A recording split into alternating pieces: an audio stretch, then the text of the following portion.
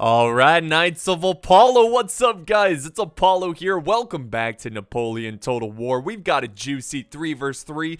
I was going to welcome you by saying, welcome to another European battlefield, but we're not exactly in Europe, are we? This is the Amazon. This is one of my favorite maps in the game. It's just so, it's got everything. It's got cliffs and flat open areas. It's got this little water oasis thing in the center.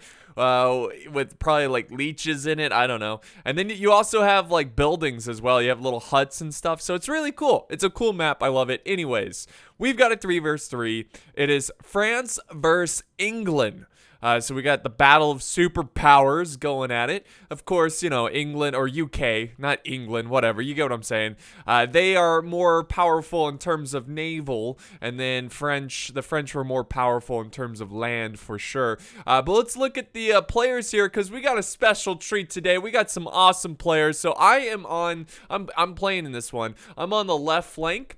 We have the Ryan King, who is center. I know a lot of you guys were asking about Ryan King. Where has he been? Well, he's got more free time, so he's going to be joining in some battles, which is always good to see. So he's center, and then to the very right, we have the legend himself, Prince of Macedon. Look at him just storming up his cav as we speak. So this was like the first time playing with Prince of Macedon in Total War. It was a real treat. The guy's a legend. I mean, the best Total War channel. I don't even really want to call him a Total War channel because he just plays the good ones like me. So he's awesome. He's got a great channel and just an absolute legend in the Total War community. So it was awesome playing with Prince. I have a link to his channel if you haven't seen him. He does a lot of Rome Total War, and he knows so much about Alexander the Great. So he'll do some historical battles and whatnot.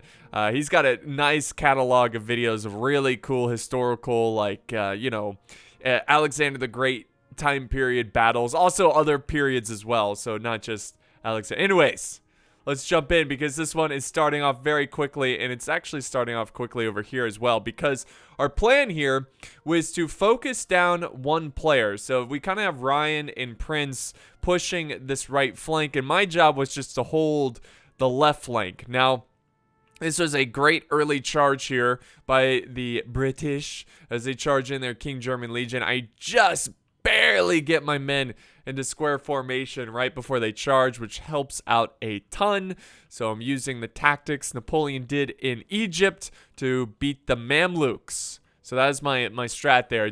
I'm trying to rush up my infantry to have a good defensive position, but I did not expect to take on 2 armies. So we have the middle British army here, and then we have this would be the right from their perspective, my left British army. So I am now having to take on 2 armies, and it's gonna be a little shaky. Now, of course, Ryan is going to send over some troops to help, but right now he's gonna focus on helping Prince and basically we have the same strategy on both sides. They're double teaming someone, and then the other 2 armies are double teaming me. So it's really a matter of how long can I hold? How long can I hold and defend? So anyways, let's go to normal speed. I just want to kind of explain our strategy here. I got Fusiliers of the line. I swear okay, what's going on with the sound? Oh, good old Napoleon and their weird... There it is. So I swear I formed square before they... Look at this. I formed the square before they charged in. I did. All right. I don't want to hear it from anyone. But my young guard are fighting the King's German Legion Light Dragoons, and they're losing. I was so disheartened by that. I just couldn't believe it.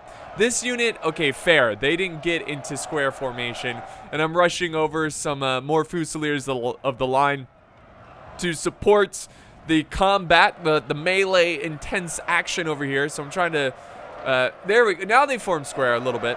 But yeah, I'm trying to break them quickly, and then look at this! Young guard break to 1 unit of King German Legion Light Dragoons and couldn't even bring them to half health. So disappointed. They're gonna get out of there alive. I am so mad and ashamed. Anyways, the Ryan King is on his way. He is sending Fusiliers of his own. He's got some Dutch Grenadiers and another unit of Grenadiers of the line, so he's bringing some heavy hitters. He's also got his cav that is making making an aggressive push. Look at this. He is going in, and he gets a great charge on the foot. They do not form square whatsoever. Look at that. So I think one of his units does it. You can see this is already getting spicy, guys. Let me do some slow motion here because at the same time, I decide to charge in my cav as well, and I'm getting revenge. Getting revenge, dang it, on the King German Legion Light Dragoons who killed my young guard. Those poor young guard will never become old guard. How dare they? How dare they? Yeah, I'm trying to take them out, and that was a great surprise attack by Ryan. He probably should pull out soon, though, because of the square formation might cause a lot of damage to his cav. But he's following up that charge with some infantry. If you guys ever seen Waterloo, one of my favorite quotes, when Ney charges, because like Napoleon's dealing with either stomach pains or hemorrhoids or something, he takes a break from the battle, and Ney charges his cav, and then Napoleon comes out back, and he's like, "What is he doing?" He's like, "You never charge in the cav without the infantry support." It was amazing. Anyways, he's got his infantry support, though, and he is charging in. By the way, we do have different generals on the battlefield. So I have Ney. I believe Ryan has Salt, and then Prince has Napoleon. So, yeah, very cool. Anyways, let's go back to normal speed. So, things are calming down here. I think he's just going to leave his cav in to fight it out. He does have one unit that's in reserve here. Or is that mine? That might be mine. I don't know. No, that might be his. I don't know. But we do have a cav unit kind of chilling over there. I was able to break his King German Legion. So I'm going to go ahead and retreat my cav and try to save as many as possible. There's only 10 left, but, you know, cav is important. And this is where I'm kind of panicking. We got to do some more slow motion here because there's a lot going on. So this is the third. Oh, there goes my cav. This is the third British army, the one that was on the far flank. They went extremely wide, and they're still going wide with this small force here, like a contingent of infantry. And he is trying to hit me. I'm getting hit on two sides now.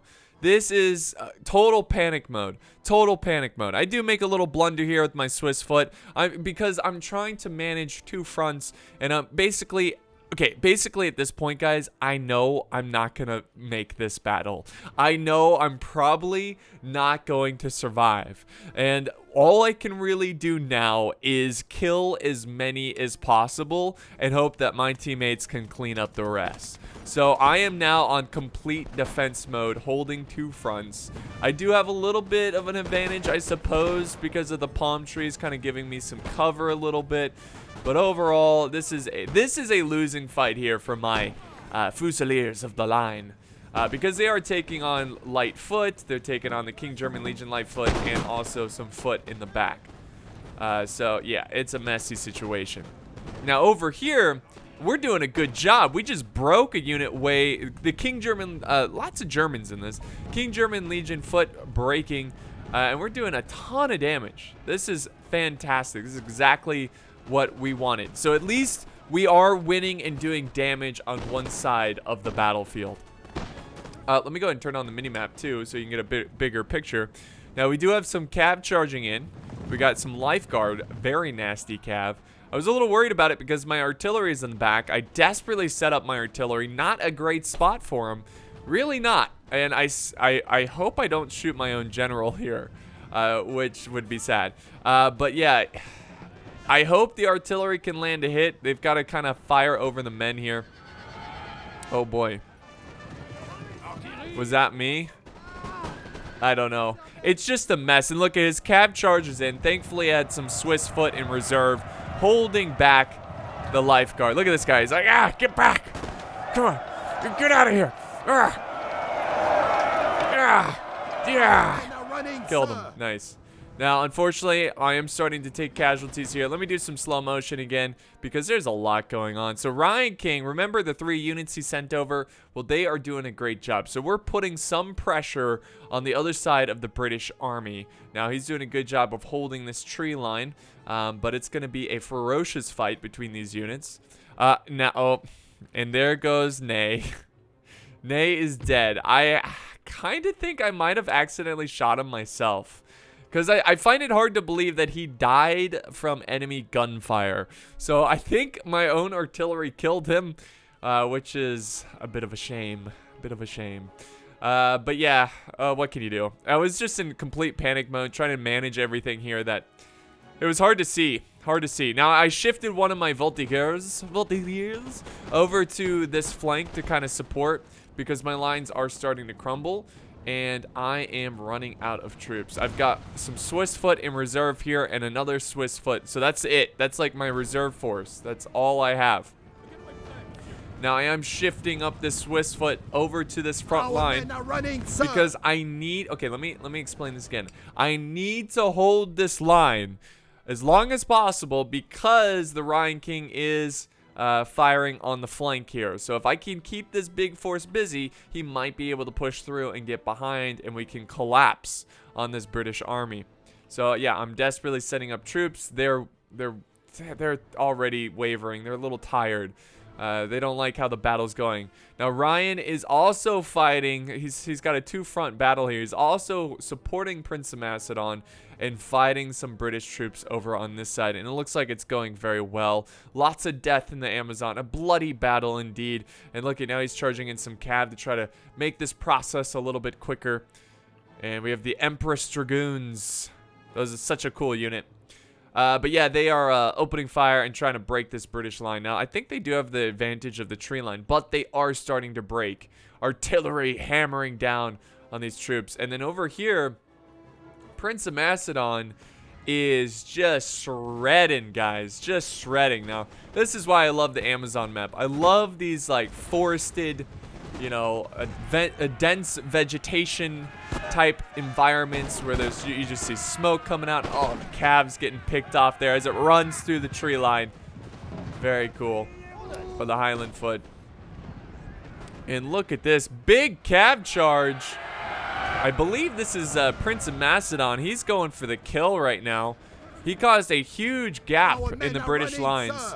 Now let's go back over to my side because this is where things are getting desperate. I am now moving. So this is some good news.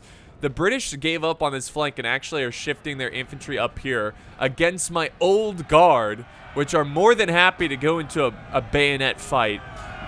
But my last unit of Swiss foot has been called into action. I have no more reserves.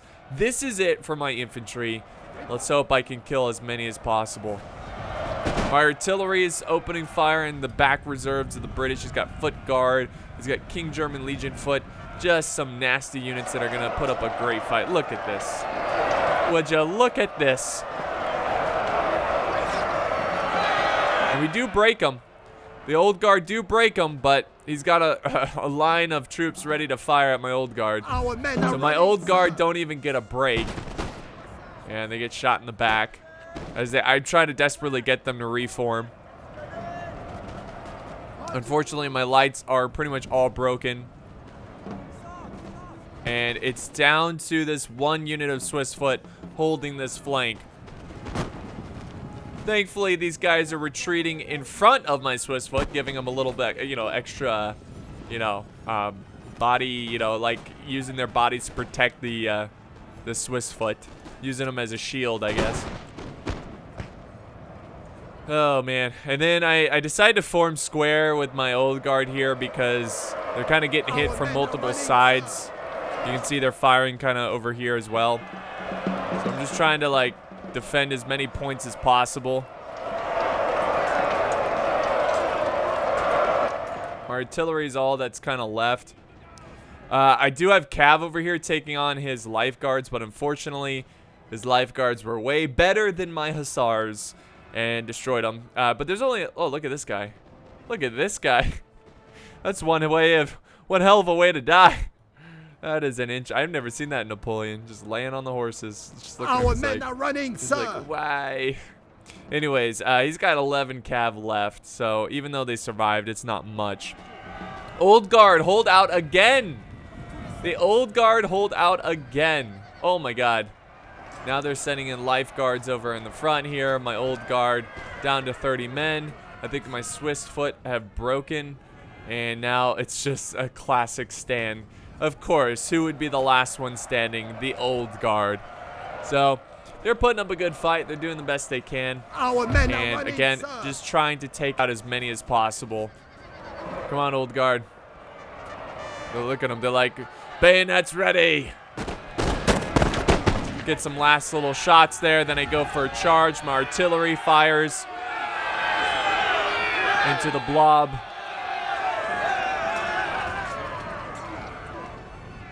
And we actually have the British general, can I speak? Going for my artillery. And that's going to be it for the old guard. Pretty much. There it is. Yep. And of course, they're going to take out my artillery. And that's my army, guys. That's my army. But the good news is that the double teaming going on with my allies is going quite well. We have some ferocious bayonet fighting over in this corner here.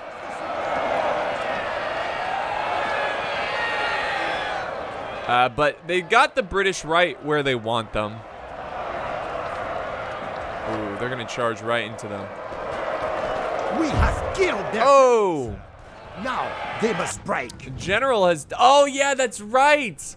Oh, that was a big moment. Okay, so my artillery crew killed the general right at the last second. My artillery crew killed the general at the last second. So I remember, because you can watch the live stream of this battle, I was like, oh, at least I got some victory, like some sort of victory there.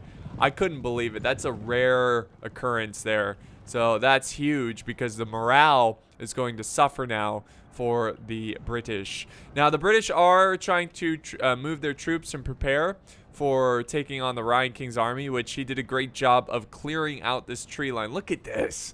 The piles of dead. This is going to be a very fertile rainforest.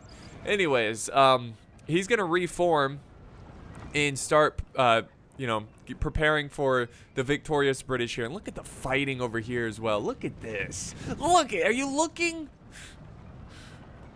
Stop browsing, all right?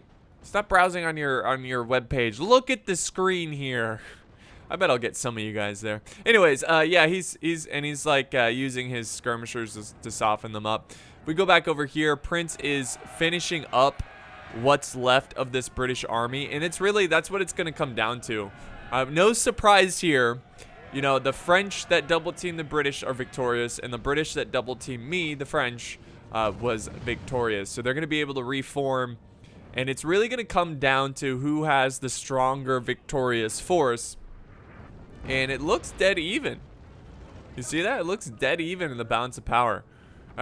Very good job from the Ryan King setting up his 6-inch howitzer, opening fire and trying to soften up the British lines. See, he has the advantage because he's already set up his troops. The British are still trying to set up theirs. Look, they're just now unlimbering their artillery, but it's a scary artillery force. And you can see Ryan is going to go ahead and focus down his shots to try to soften up their horse artillery. Oh, very good hit. He even hit some of the infantry there that was running by. So I think so far, and look at Ryan's set up both his cannons now. So we're gonna have, like, this is a really cool fight because it's like the middle of the battle, and we have this really cool line of artillery versus line of artillery. Like, it's very awesome. Look at that. Already doing a lot of damage to the artillery. In fact, the balance of power is shifting a little bit in favor of the French side. I wonder because maybe the artillery fight is going in our favor. I'm not sure, but the British have been mostly destroyed. They have one more unit of foot that are trying to return to the battle, but we've got some Fusiliers of line that are charging in, and they're gonna clean them up. Just clean them up.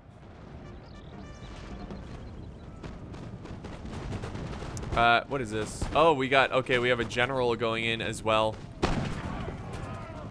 So, I think that was the British general of the army they just wiped out. Yeah, there it is. Napoleon IV. They must break. Now he's gonna fall back here a little bit. His lights are getting chewed up a tad bit. That's okay. That's okay. Oh, his artillery is doing wonders. He is losing the artillery battle. Oof. Rest in peace. Rest in peace. And the British are trying to deal with the artillery. A glorious victory, sir. Okay, that's a glitch. Soon to be yours. There's no way the balance of power just shifted in our favor like that. And look at this. I like what Ryan did here. He has a force kind of hidden in the tree line, which I think they were hidden to the enemy, but regardless, it protects them from cannonballs because of the trees and everything like that. So he's got a solid force of old guard and just great infantry just waiting for the British to make a move. Now, it's quite clear that the British are shifting their forces over away from the artillery, which is not a bad idea, because if you try to take on this artillery head on, you are probably going to die. Because all they have to do is switch to canister shot, and this is a narrow pathway here, so it would be ideal for the French if the British charged in there. Now, he is charging in some cav. I guess he doesn't see the stakes. They are kind of hard to see. And there they go. They do survive enough to make it to the lines, but they break almost instantly. So a good placement with the stakes that saves his Voltigeurs for a little bit longer. There we go. The British are making their move. So it's a little bit slower pace at this point. Oh, look at this. The British are actually pushing up some infantry as well, because they know, see, that's how critical the artillery battle was in this situation, because of course, I'm sure some of you guys know artillery has unlimited ammo. It really shouldn't. I don't know why they gave this game unlimited ammo, but they did. And it really comes down to who has the better artillery. If you have the better artillery, you will have the luxury of sitting back and making the enemy come to you. And that's exactly what's happening here. The British are losing the artillery battle. Look, they already lost a whole unit. They're down to one more, which are down to 1, 2, 3, 4 cannons. So they're losing that. And so the British are like, well, crap. We can't just sit back here or we're going to lose. So we have to push up. And that is doing wonders. Just wonders. And look at, now we have Prince of Macedon's artillery focusing the fairly healthy British infantry that is making their way into position. The British probably don't want to wait here too long, because that artillery, the longer they wait, the artillery is going to chip away at more and more numbers of, of their troops here. So they might as well push up. And it's going to be an uphill battle, literally and, metaphorically, an uphill battle. So it's going to be tough, but they got to make a move here. They can't wait too long. Look at, men are dying. Men are dying to the great howitzers. The great French howitzers. It's pretty cool. Before Napoleon went to Egypt, originally, I believe he wanted to take on England. And he was going to set up the Army of England. And he was working with, he was going around the ports and checking on, like, interviewing a bunch of like sailors and engineers and just kind of seeing where the state of the Navy was at. And his plan was to build similar cannons that the English use. That way, so when they do land in England, they can take over, like once they take over inventory of the English, they'll be able to use the English cannonballs because they have the same caliber of cannons. So I thought that was a pretty good idea. Now, of course, the invasion of England never happened because he, I think Napoleon himself was like, yeah, we're not in a state to invade England currently. Like, we just can't do it because the naval situation. But instead, he went to Egypt, which I assumed, he was hoping he could get by Horatio Nelson going to Egypt, which he does. He gets very lucky. I think Nelson missed him 3 times searching for him in the Mediterranean. And he believed that he was headed to Egypt, and he stopped at Egypt, one of the ports, a day before Napoleon got there. So he left before Napoleon got there. But of course, eventually, Nelson found the French fleet and destroyed it. And Oh, here comes the charge. One of the ships had a lot of money on it, which blew up. It was like their flagship. I forgot the Orient, I believe, was the name of it. Anyways, it blew up and lost a ton of money. Anyways, here comes a nice charge into the artillery. Pretty good charge, but right behind we got infantry that are gonna light them up. So they're probably gonna take out the arty. Oof, good bayonet charge or stab. But I don't think they're gonna be able to reform and take on the old guard and the Grenadiers of Line, who are just chewing them up. Oh, the canister shot in this charge, absolutely disgusting. Let's see if he can get another volley. And this is just like, oh, this is just so bad for the British. I mean, but they don't really have a choice. So what else can they do? They're gonna charge up, try to take these guys head on. The French decide to countercharge. Because I countercharge! Ah, the young guard trying to get enough prestige to become old guard. Friendly fire there a little bit, but that's okay. He's doing enough there. And that's going to be about it for the British, who just didn't have enough.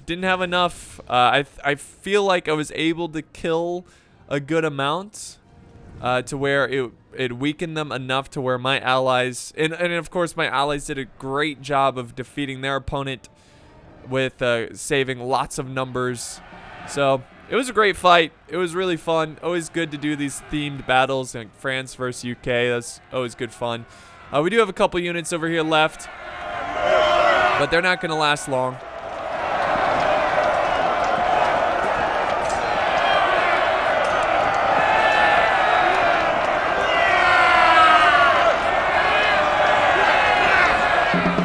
And there you go. That's the last British infantry. Now, there are some cannons over here, but there's also a general way over here. I think this is the Duke. Yeah, the Duke himself. I'm going to fast forward. I'm going to edit it out. Eventually, we charge him, and it's pretty funny. Okay, so we got the Duke of Wellington, Arthur, who is charging the French cav. And we have Napoleon. He is kind of leading the charge. Watch this. He's like, Arthur, wow, how did you die? Like, what the heck? How did he die? If this was a close battle, I would be so mad. I'd be like, what?